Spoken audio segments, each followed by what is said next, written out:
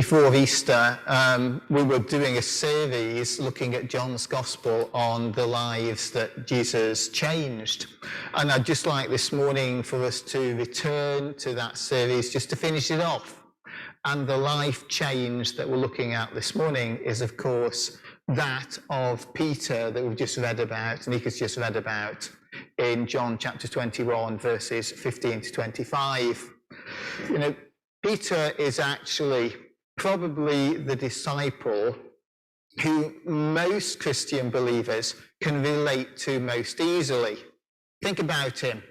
He's the sort of Christian believer who was always first to volunteer and equally always first to fall flat on his face.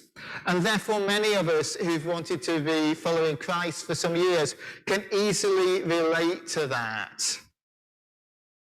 What I'd like to think this morning is what it is the gospel says to those of us who like that, who are like that. You know, who say we want to be this, who really want to be something more committed to Christ. But again and again, we keep failing. Things keep going wrong. It doesn't work quite right for us. How do we get back from that situation where things go horribly wrong? Because let's face it, Peter here is the one who just a little while earlier, having said so boldly to Jesus, "I will never deny you," he'd gone ahead and denied him 3 times. And many of us as Christian believers know that sort of, "I wish I hadn't let him down."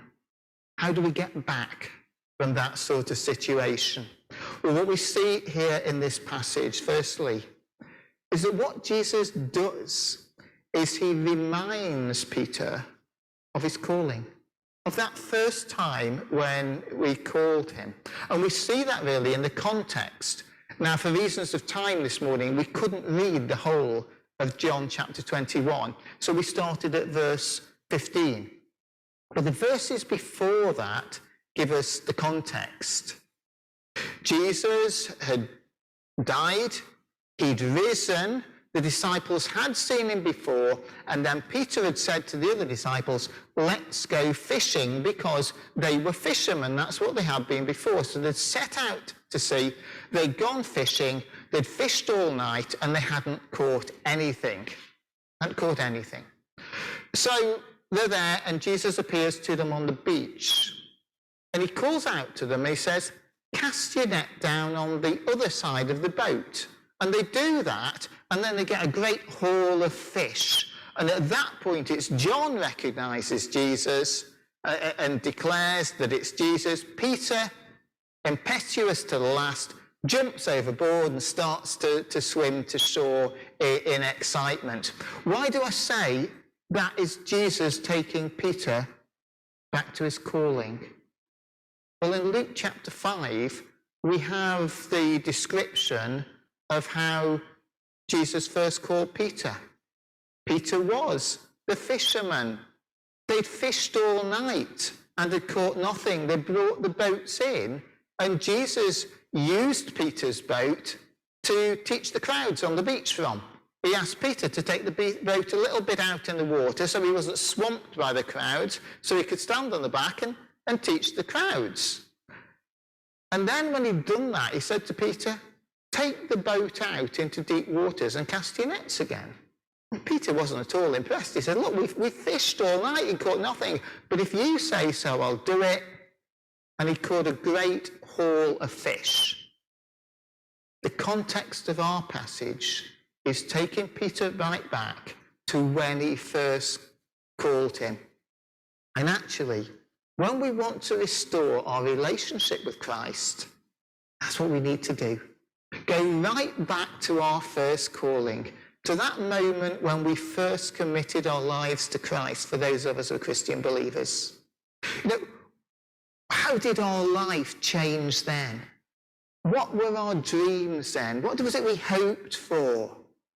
What we see in this passage is Jesus firstly took Peter right back to his first calling. And then what he does is he makes him face up to his failure.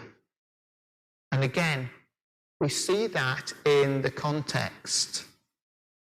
Because in the verses just before our reading, when Peter starts swimming to shore and the others bring the boat in and they get to the shore, Jesus has already got a fire there for them, a fire burning. And he's going to cook the fish on it for breakfast. It's early in the morning. And I'd like you to try and imagine the scene. Try and visualize it. These people, these fishermen, have been fishing all night. It's early in the morning. It's going to be cold. They're going to be cold. Jesus has got a fire there. So they come ashore. They gather around the fire. They start to warm themselves. How many of us have had an experience like that? Outside, it's cold. There's been a fire. I'd imagine all of us. You know, it's like you lean your hands towards the fire. You feel the warmth. It's so comforting, isn't it? And that's the sort of scene that we're given. They'll be warming themselves. Particularly Peter, if he's jumped in the water, he's going to be all wet. It's going to be really cold. They're warming themselves. Just try and imagine what it's like on that sort of situation. There's the smell of the fire, the burning wood. And many of us have got good memories of times like that.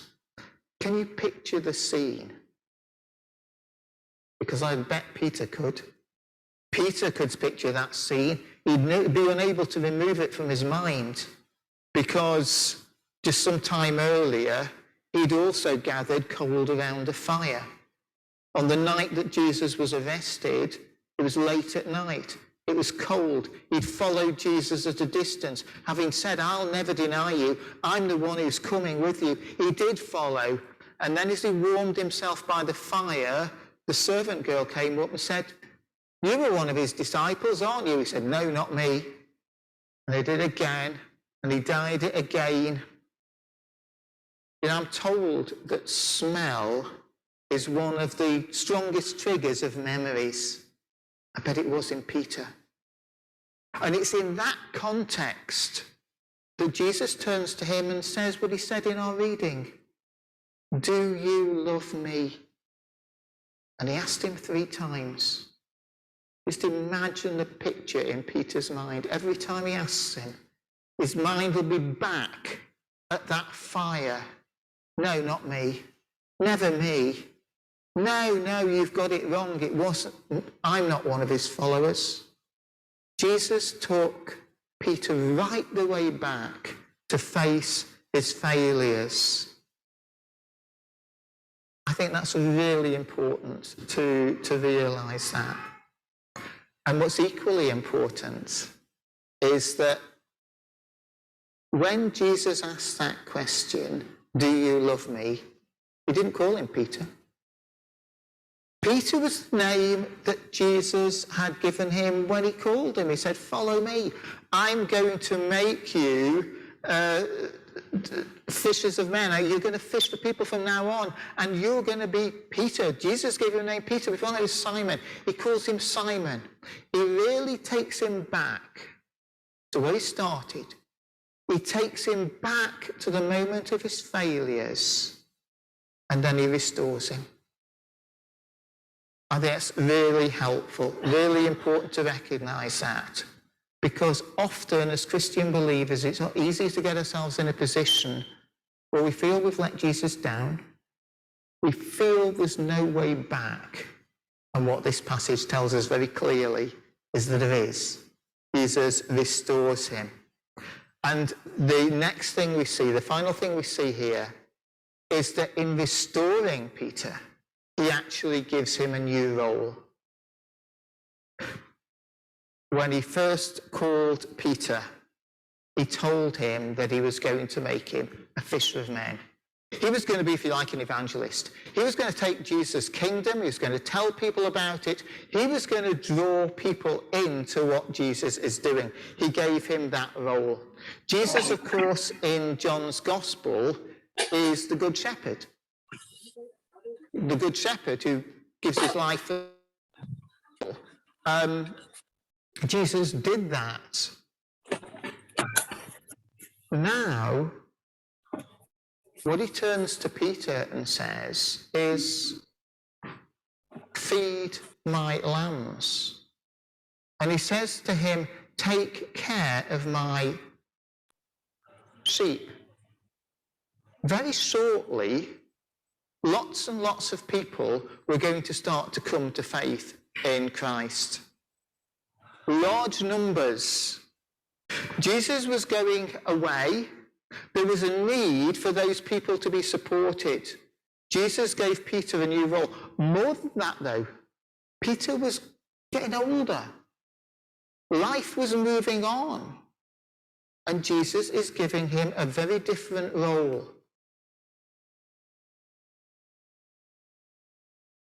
Of course, at Pentecost, Peter was going to be a fisher of men. He was the one who was going to share the gospel. He was going to be the one who was going to stand up in Jerusalem and tell everybody that Jesus is risen. But as time went on, he was going to take a new role. His position had moved on. Now, can you imagine these days if a church gave somebody like Peter a new role?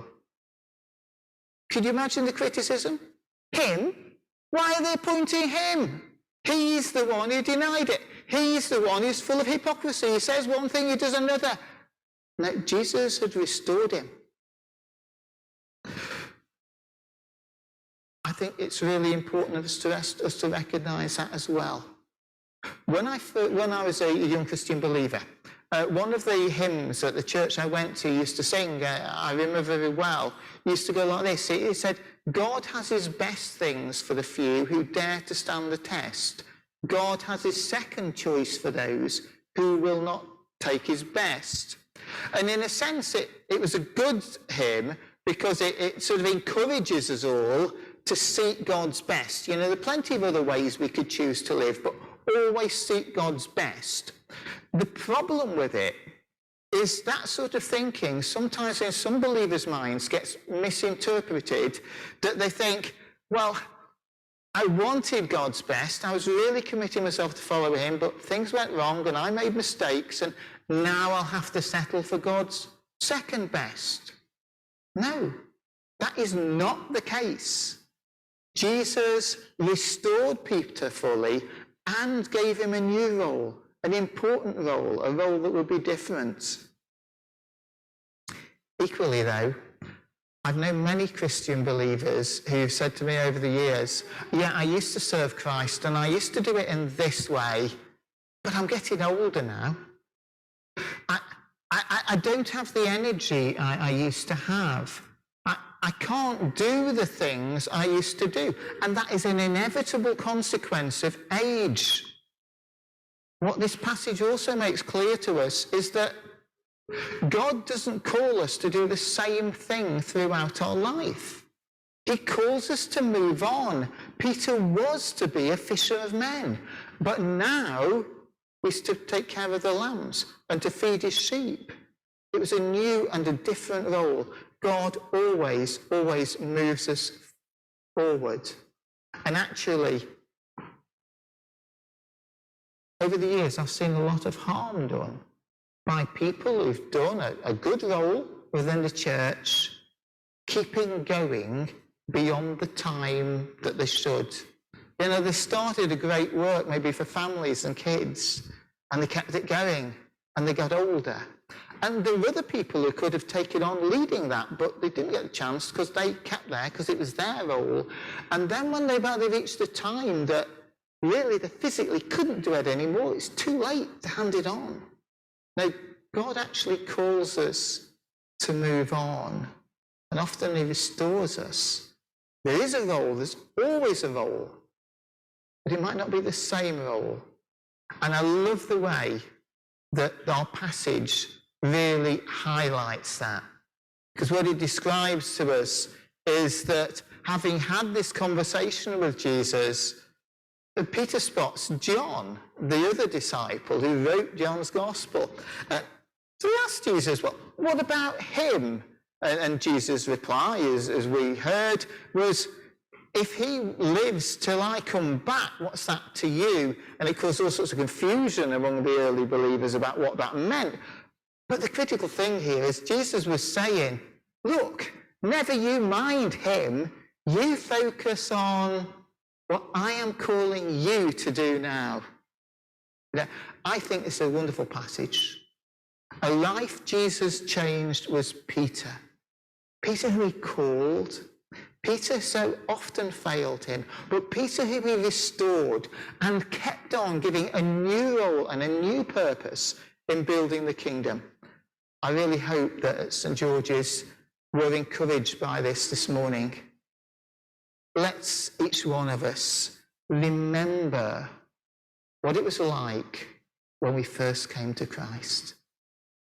What was it we longed for then? What was it we sought to do? When we remember those times when we failed him, let's face up to that, knowing that Jesus will forgive us and restore us. And let's really focus on what God is calling us as individuals to do now.